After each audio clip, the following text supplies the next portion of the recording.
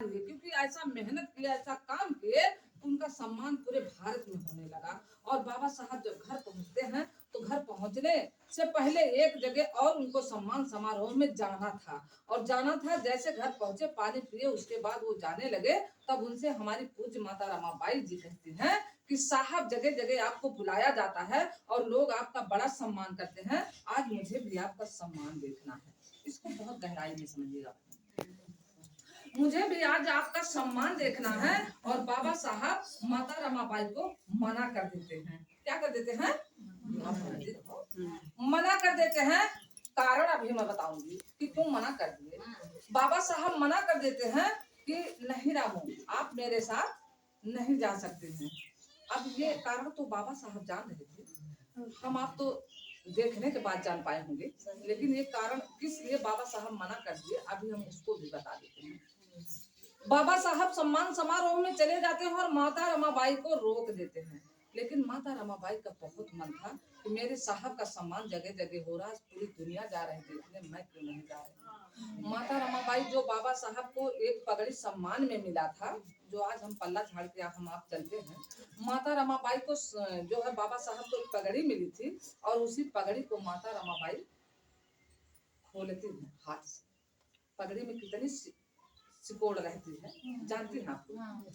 सिकुड़न थी और पगड़ी को खोलती है, हाथ से समेटती है। उसमें सलवटें बहुत ज्यादा थी, उसमें सलवटें बहुत ज्यादा थी। और माता रमाबाई उस पगड़ी को साड़ी बनाती हैं और साड़ी बना करके उसको पहन करके, सोचने की विषय है ये, उसको पहन करके माता रमाबाई बाबा साहब के जाने के बाद उस सम्मान समारोह में पहुंच करके और भीड़ में बैठ के छुप के बाबा साहब के भाषण को सुन रही थी।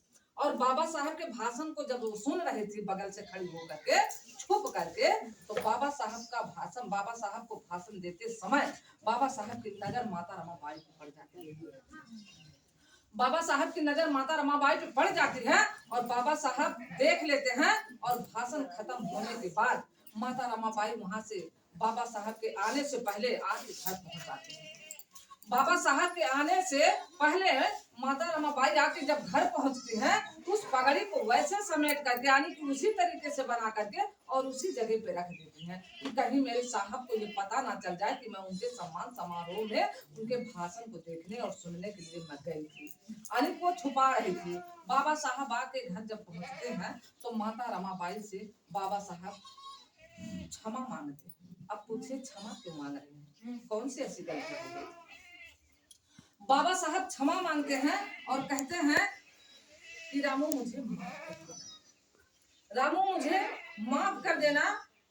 और माता रमाबाई नहीं समझ पाती, माता रमाबाई नहीं समझ पाती हैं और कहती हैं कि साहब आप ऐसी बातें मुझसे क्यों कह रहे हो, मुझे आपसे कोई शिकायत नहीं, मुझे आपसे कोई ऐसी शिकायत नहीं साहब, आप ऐसे क्यों बोल रहे हो? माता रमाबाई झूठ बोल गई कि साहब मैं आप मना कर दिया और आपके सम्मान समारोह में नहीं गई। तब बाबा साहब कहते हैं नहीं, जब आप बोल रही थी, जब मैं बोल रहा था तो मैंने आपको पीछे से देखा, मैंने आपको पीछे से देखा। रामू मुझे माफ कर देना, क्योंकि मैं 7 करोड़ अछूत बच्चों का मुक्तिदाता बनने जा और अपने को बाप पिता कहलाता, लेकिन मैं अपने रामू के लिए एक साड़ी का इंतजाम नहीं कर पा रहा। बाबा साहब एक साड़ी का इंतजाम नहीं कर पाए और उसी साड़ी ना रखने के कारण बाबा साहब माता रमाबाई को मना कर दिए कि सम्मान समारोह मत कीजिए।